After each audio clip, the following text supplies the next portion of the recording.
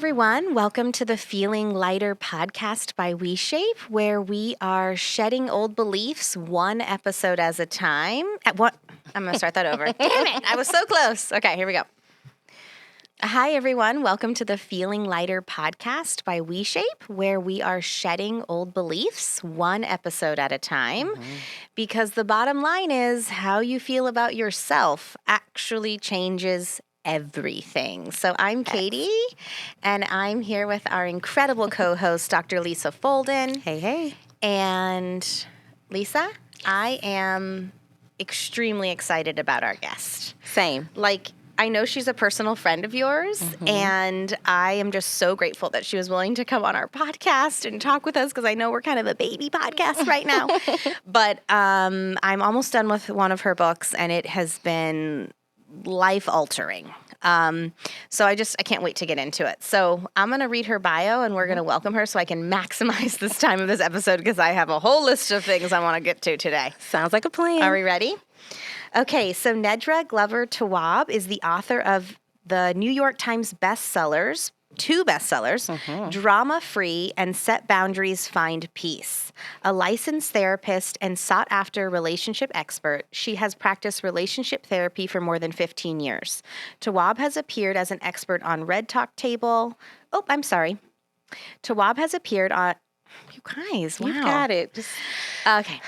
Tawwab has appeared as an expert on Red Table Talk, The Breakfast Club, Good Morning America, and CBS Morning Show, to name a few.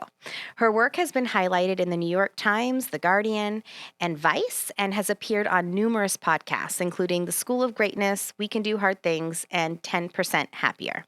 Tawwab runs a popular Instagram account where she shares practices, tools, and reflections for mental health and relationship. She lives in Charlotte, North Carolina with her family, and here we are. I don't know if you want to add anything since you personally know her. I do. Nedra is my friend, and I'm so proud of her. I've gotten to see, she taught me boundaries early on in our friendship. Like, Nedra's the type you'll send a text like, hey, do you want to go do this, and this after, church or whatever? And she'll be like, no. And I'm like, oh, there's no explanation. Well, that's on my list of questions. But she taught me through her actions and engaging with her and being in friendship and community with her. And when people don't know anything about boundaries, and I know we're going to talk about this, you'll think someone is mean or aggressive or callous or whatever. But in knowing her, she will literally, do so many things for the people she cares about. So she's very generous, but learning boundaries in action was very cool. So seeing her release her first book and then Drama Free after that, it was like, oh, this is so cool to see the world get to experience this now. So I'm so happy she's here. When I was reading the book and we were connecting about prepping for the show, I had said to you, like, oh man, I am like, this is hitting home in so many ways. And one of the things I really try to do, what we really as a team try to do here at WeShape and on the Feeling Lighter podcast, is get to some of the root shit. Yes. And this is a root thing. This is a life-changing root thing. And when I said that to you, you said, yeah, and guess what, Katie? She lives it. And I was like, oh, so wonderful to hear. So Nedra, welcome to the podcast. Welcome. We are so happy to have you. Thank you for the warm welcome. I will say, Lisa, if I had to respond today, I would say no, but I'd love to catch up next week. You do. You see how I've evolved. I love it. But I got it. And we talked about it and you explained, and it makes so much sense. No can be a complete sentence, but sometimes you give explanation, but it's not always necessary. And I love you teach that in your work and on your platform. So thank you for that. I mean, yeah, so if you haven't caught on, today we're talking about boundaries. I have Nedra's two books here. The first one that I'm just about to finish is Set Boundaries, Find Peace, A Guide to Reclaiming Yourself. And then her newest book, A Guide to Managing Unhealthy Family Relationships, called Drama Free. Yes. So we have these books here. Nedra, I want to understand what got you into this work. This is root stuff. Like, basically, I'm almost done with your book. I have like one or two more chapters, and I'm realizing if you're unsatisfied in life, revisit boundaries. And so it's a root thing, and I just have curiosity, like, what got you into this particular niche of boundaries? When I was growing up, I saw a lot of people living lives that they felt out of control of. Like it was almost happening to them and they had no agency. Like I was an inquisitive child, so I would ask questions like, well, why are you dating him? And it's like, it was almost like, well, this is the person I have to be with. I'm like, wow, no choice, no choice. And so I didn't realize that choice was an option until, I was in my teens and I was like, oh my gosh, we have so many options. We have agency. We're able to decide things. And when we feel like we can't, that is due to a lack of empowerment. It's not because you actually can't. It's because there is something in you that has been trained to sort of think that way. And it can be cultural, right? It could be a whole family of people who feel disempowered. It could be a whole friend group. It could be a whole work crew. It could be a whole work team. I've heard that. Oh, we have a horrible boss. And I'm like, 8 of y'all together? Feel the whole team is disempowered. Yeah. So, sometimes we don't recognize the ways in which we allow things to happen to us and how we teach that allowing to other people, how we teach it to our kids. Like, people just say what they're going to say. No, they don't. There's just some things that are just it's not good teaching. I don't care how long we've been teaching it. We learned that about Q-tips. We learned that about baby powder. At some point, somebody has to take a stand and say, no more baby powder. No more whatever. And I think sometimes we forget that we have the power to do that in our relationships, to courageously stand up and say, well, actually, I know in the past, I've always been the person to host Thanksgiving. But maybe you have new furniture this year, and that's the thing empowering you, right? Right. Yeah. This year, we should do it at your house. So what I hear you saying... This is the year. So what I hear you saying is that some of us have a belief that we don't have a choice. Yeah. And what I hear the work that you're doing is I'm actually going to give you permission to have a choice, and you do have a choice. And you're very clear about this in the book. You can't, it's not going to be necessarily easy. It's not necessarily going to come without guilt. But the most powerful thing you're saying is if there's something in your life that you don't like, you have a choice in the matter. Yeah. Whether you want to believe that or not doesn't make it not true. You have a choice to say something and to do something. And when I heard that in your book, I was like, damn it, now I'm responsible. Like, it was a little bit easier to be the victim. Blame people. It was a little bit easier to be the victim of my circumstance. Well, this person's just overbearing, and this person doesn't respect time, and it's like, actually, it's your fault. If your life... Fault. Yeah, and that's a hard realization because then guess what? Then I have to do something about that. Yep. And so I just appreciate you giving people permission and saying you do have choice and you're not the victim of your circumstance, and you can actually speak up. You can set boundaries. You can teach people how to treat you. Yeah. You don't have to be the victim in that relationship. And that is an incredibly, it's scary, but it's an incredibly empowering stance. And I want to start with, because boundaries are a buzzword right now. Yeah, for sure. So I want to start with Boundaries 101. Like, can you just tell us, like, what is, in your definition, what is a boundary? A boundary is a way of being. It can be a phrase. It can be your behavior, but it is the shift of your needs and expectations in relationships. So, for example, you may say, oh my gosh, I'm so busy at work and my mom keeps calling. I know she doesn't want anything, but she wants to chat. How do I make my mom stop calling? Well, we can't make your mom stop calling, but you can turn your ringer off. You could send her to voicemail. You could shoot her a text and say, hey, I'm at work. This isn't a good time for me. I'll call you when I get off. You could say, hey, when I'm, at work, it's really not, there's so many things you could do. But for many of us, we feel like the thing that we must do is either allow this person to talk to us because they want to. We have to give them permission, because they want to talk to us, even when it's not a good time, even if we're really irritated, we have to say yes because they want it. So boundaries is saying, well, my need in this moment is this other thing. And what I need to honor is that. Because if I don't, I'll be mad at you. I'll be mad at myself. I'll be mad at a stranger today. Like some way within me, it will come up and come out. And that's why we become passive aggressive. That's why we become aggressive. When I see somebody getting to the point of road rage, I'm like, ooh, that is not about them being cut off. Right. It's about a whole bunch of other stuff.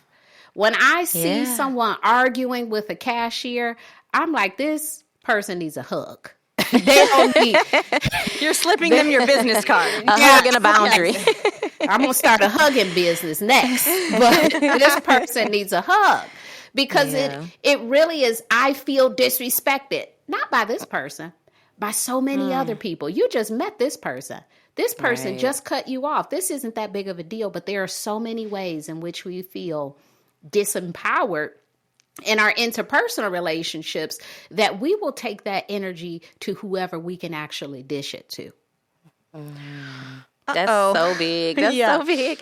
I want to just talk about, since we're still sort of on Boundaries 101, I think that's a great definition, and it's helpful for people to understand how to actualize them in their lives. But like I was saying earlier, as you taught me about boundaries in our friendship and in relationship, sometimes people mistake people's boundaries as being mean or angry or too aggressive or, just not caring. And you do sort of define and break down different types of boundaries. Like there are levels to boundaries and I guess healthy boundaries versus unhealthy boundaries. Can you talk a little bit about that just so our listeners can kind of get a better understanding of what that looks like?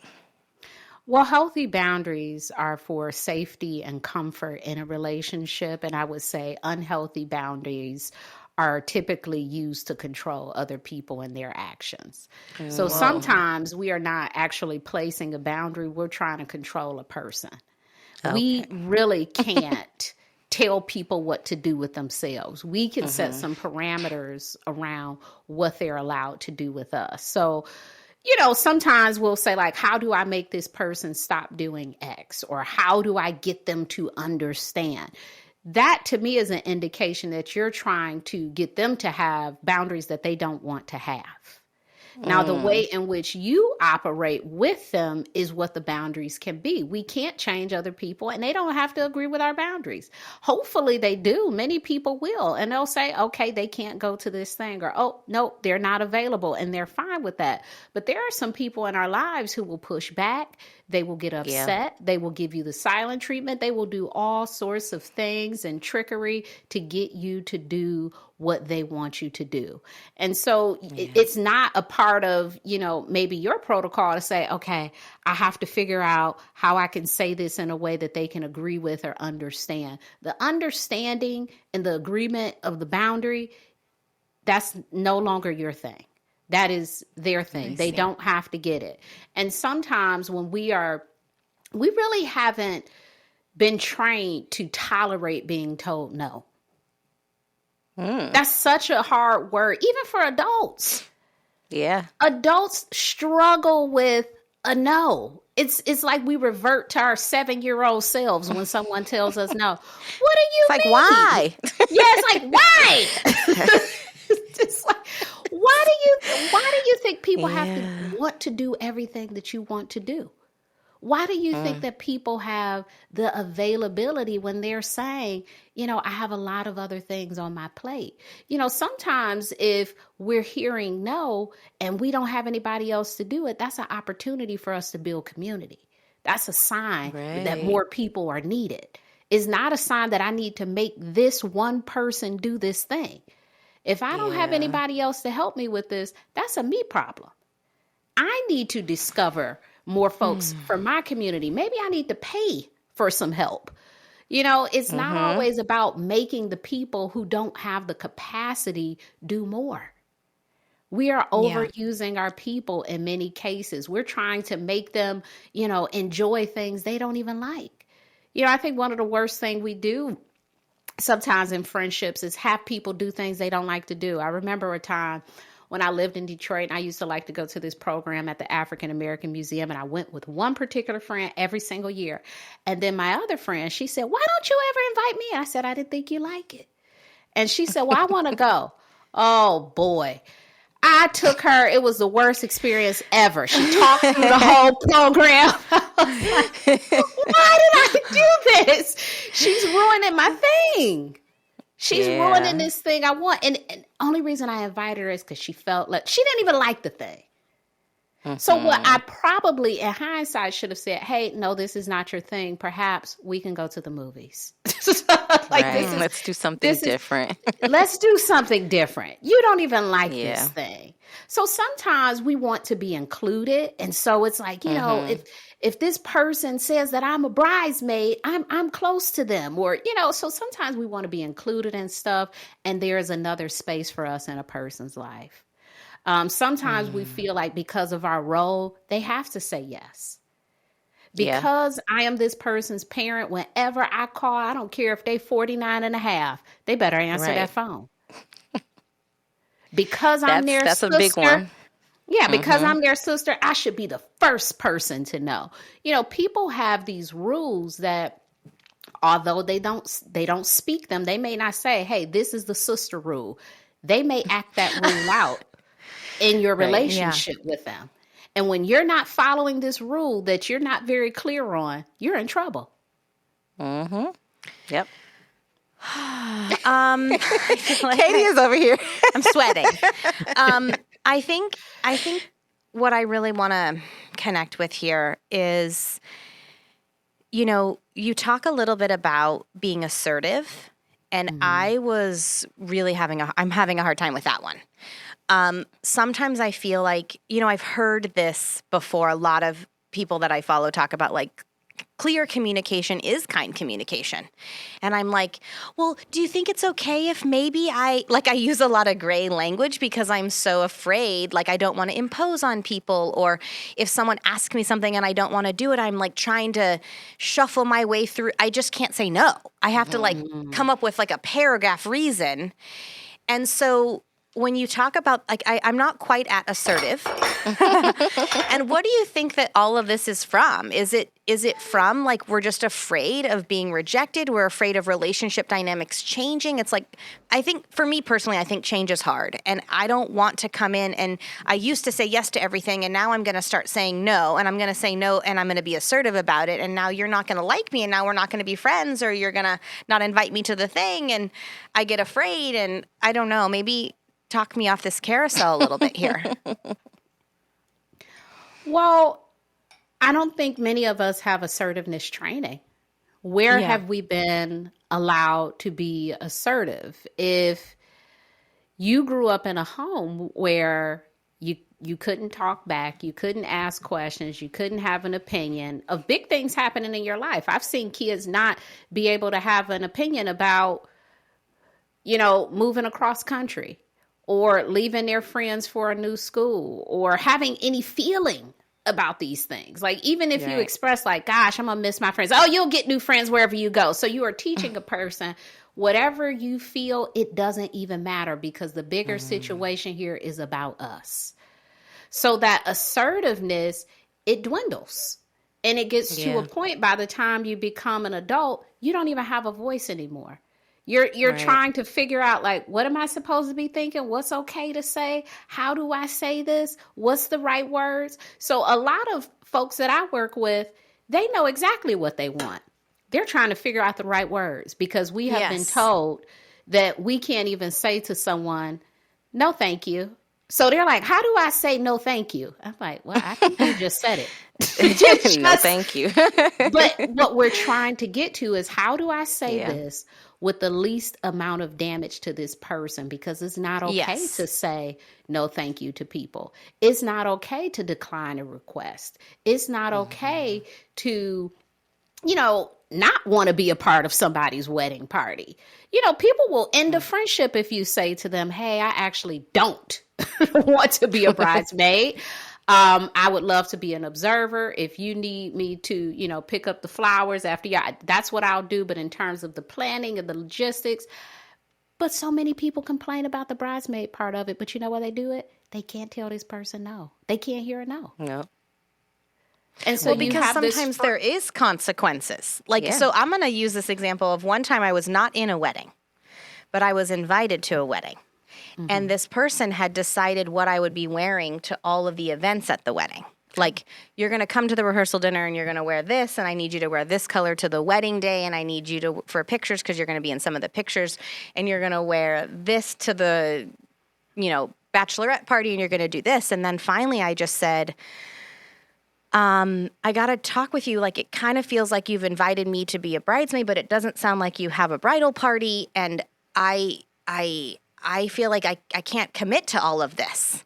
And I was actually really proud of myself. I was like 6 months pregnant at the time. So I think I just was like, I got to say something. I can't, this is like the maternity. There wasn't enough maternity sites on the internet for me to fulfill all of these obligations. That part. Yeah. And so I did say something. It's actually one of the only times I did. And guess what? I got uninvited to many of those events because of that. Oh, wow. And so it's like hard, because it's like we do get the courage to speak up, and then you sometimes have to pay a price for it. And then it's like, how does that inspire you to continue on that path? And that was actually going to be my next question. What do you do with the pushback? Like, what's the response to the pushback on your boundaries? Well, this is the time where I think the quote of "be the change you wish to see in the world" really matters. You don't have to do that to people. Even if it's been done to you, you can be the person to allow people to say no to you. You can be the person who allows your children to have an opinion about what's happening in their life. You can be the person to ask someone, how do you feel about this? What is your preference for this thing? Because sometimes people don't even know their own boundaries, and maybe we are more honoring of who they are than they are. So you can be that person for someone else. We can't control how people respond to our boundaries, but we can certainly control how we respond to other people's boundaries. And sometimes that is tough. When we want somebody to do a certain thing and they're like, no, I don't want to. Or we want somebody to show up in a certain way and they exhibit, certain signs that they just can't do that for us. We have to deal with the discomfort of that. And that's really hard. But I certainly wouldn't put that on anyone else to say, you know what, if I can't have boundaries with people, you can't have boundaries with me. Well, let's not do that. Let's allow people, let's be the change in these situations, because what I think happens is we start to influence the power of people being able to do this more freely without consequences.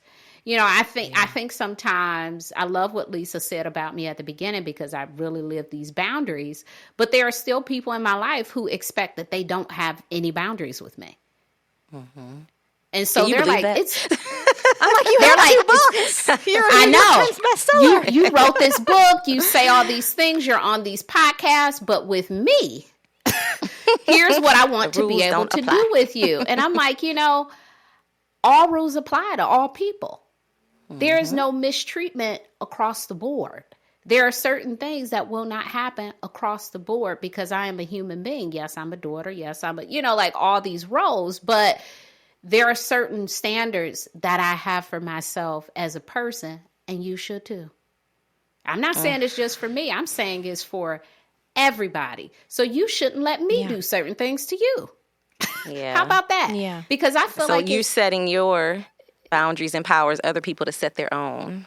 Absolutely. I hope so. I think that this idea that we can control how people feel about it and what they do with it is the biggest hurdle with boundaries, because we want to be able to tell people a really hard thing and have them be okay with it or have them love it. And that's just not the case. If it were that easy, we would have been setting boundaries. This wouldn't even be a book. That's the point. Yeah, it's not that easy. Because everybody is not emotionally mature. They don't have a therapist that they can go explore their discomfort with. They don't have the tools. You may be the only person. I mean, there are a lot of things at play that you may not be aware of that you're trying to, you're doing some of this work, but everybody is not doing the work. So you have the tools to deal with someone telling you no, but this might be the biggest upset for this other person. Some people are 60 years old functioning with a 7-year-old mindset to being told no. Oh, man.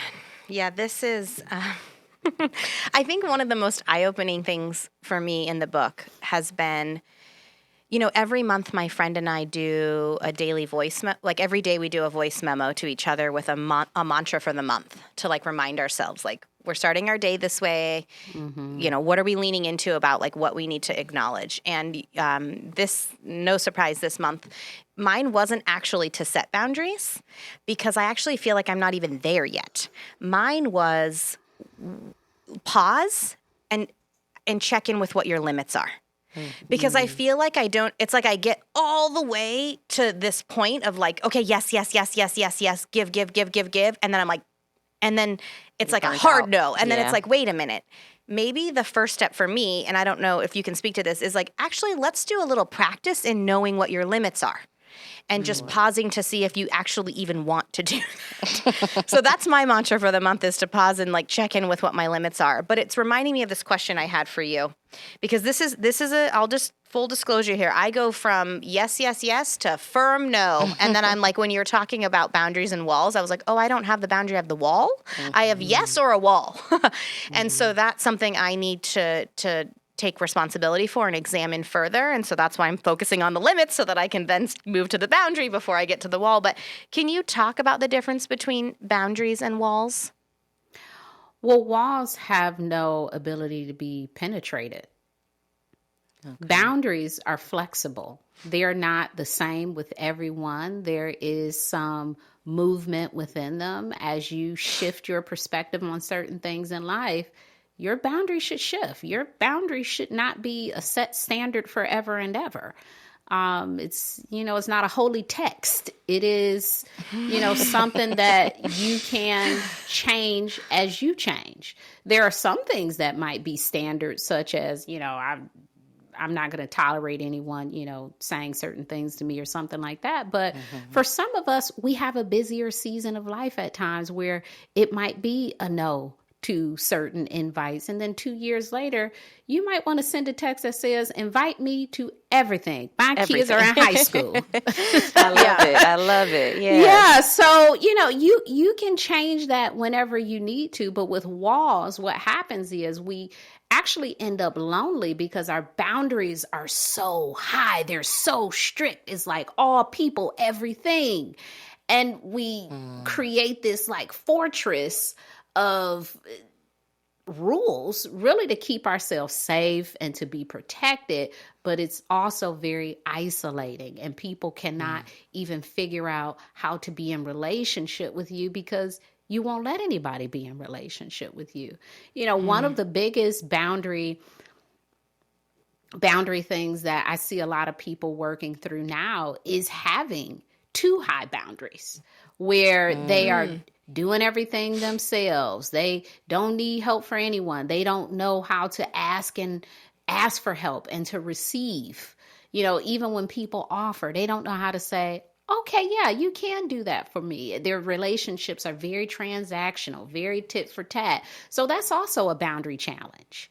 It's not always, oh my gosh, you don't know how to tell people no. You say no all the time. That's a problem. Right. You never have a yes.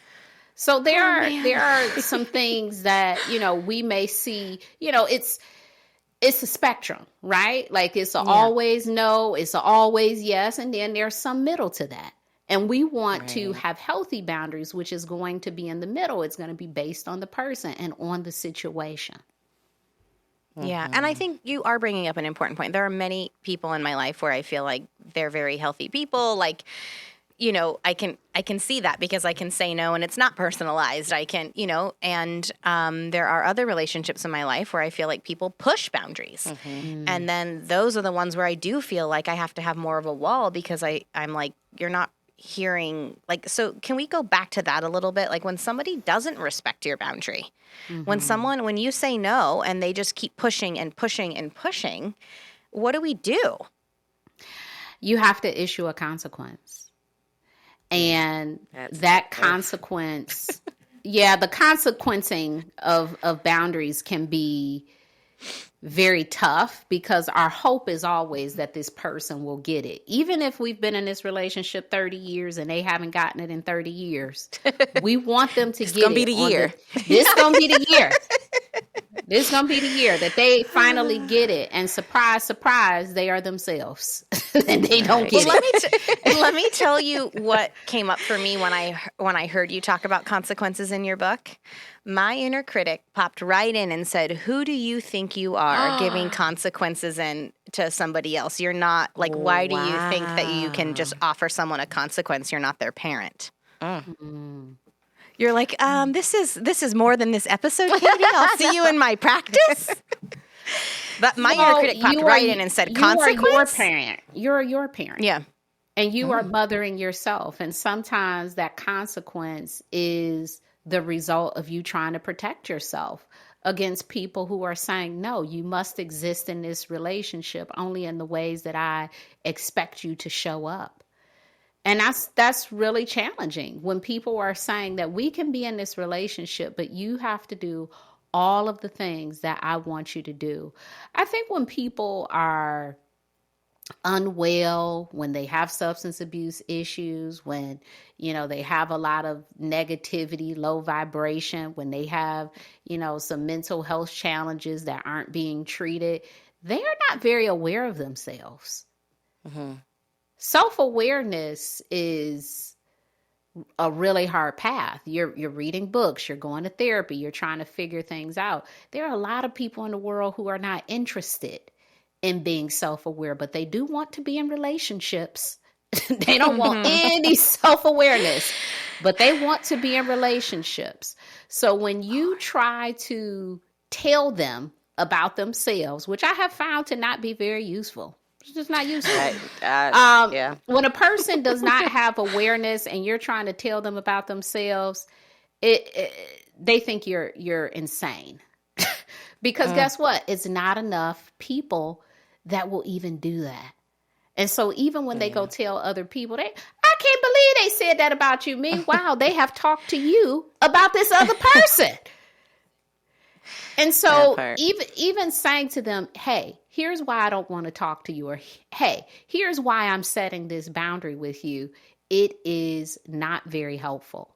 Sometimes it's better for people not to know, because what they will do is they will challenge that boundary. They will throw it in your face. They will, well, you didn't say anything about it 4 years ago, or you weren't saying anything about it when Jennifer was, so they come up with all of these things because they're trying to get you to be in relationship with them in a way that is very uncomfortable for you. So they will pull out all sorts of tools to make you feel bad for having a particular boundary with them. So you don't even have to educate them on the boundary. You can set it within yourself and not tell them. And then you also need to follow through with your consequences on those boundaries. That's what I'm getting from that. Yes. I like because, it. It goes back to, I'm trying to get them to understand why this is important to me. I have heard some of the same people who hate receiving boundaries have very similar boundaries. They have very similar boundaries for people, but they don't want you to have that boundary with them. Wow. Because they want to be able to show up in the way that they show up. Everybody does not like accountability. People don't want to think about how they show up in relationships, and they still want to be able to be in those relationships. It's unfortunate, but it is a truth. I think all of us could think of a person who's not interested in, they are problematic and they are not interested in any version of healing themselves. And when you place a boundary with that person, I would expect for it to not be well received. That would be my expectation. If they received it, I would be shocked. I would go play the lottery that day. Lucky. Lucky. This is, I think I could win the Mega Millions today. They like that? Wow, this is a lucky day in more ways than one, possibly. But that's funny. We have to anticipate that there are just some people who our boundary with ourselves might be figuring out how to be in the relationship with them in a different way. When I journal, sometimes I'll journal all this problematic stuff and they did this and blah, blah, blah, blah, blah. And at the end of it, I write a little line about what I need to do. Okay. What do I need to do differently? They did all this stuff. They caused all this chaos, commotion, or whatever they did this day.